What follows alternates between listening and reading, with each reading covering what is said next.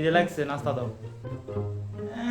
দিনের 12টা বাজে ঘুমে তো সাহেব উঠছে, নাস্তা দিত, নাস্তা তো বসি রয়েছি তো, নাস্তা টেবিল আছে, যাই খাম গই, রুটি আর গরু গোস্ত রাখছি খাম গই, আইসে নাস্তা করতো দিনের 12টা বাজে, খোলা আমার আদরে।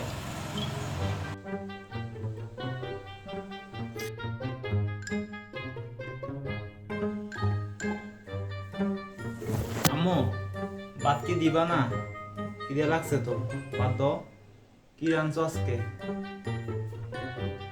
না কিছু রাঁধি না তো, ওই ঈদের গোস্ত বাজার রয়ে গেছে না, শেষ করবো, নষ্ট হয়ে যাবো তো, ঈদের কোনো তরকারি রাঁধি না, যা টেবিল ভাত রেখেছি, যা গোস্ত রাঁধি খাই লাগবে, বেশি করে গোস্ত খাওয়া যাবে, গোস্ত নষ্ট হয়ে যাবে, ঈদের আর কোনো তরকারি রাঁধি না, যা।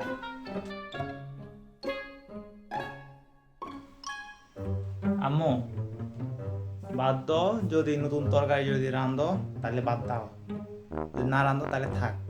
আজকে টানা 3টা দিন ধরি, সকাল বলো গোস্ত, দুপুর বলো গোস্ত, রাত বলো গোস্ত, গোস্ত খেতে খেতে জীবনটা তেনা তেনা করে বলতেছি।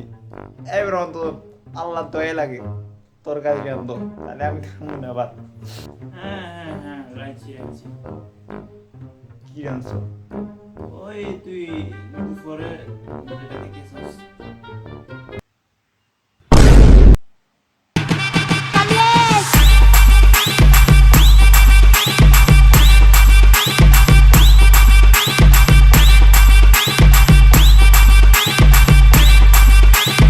যাতে গেছে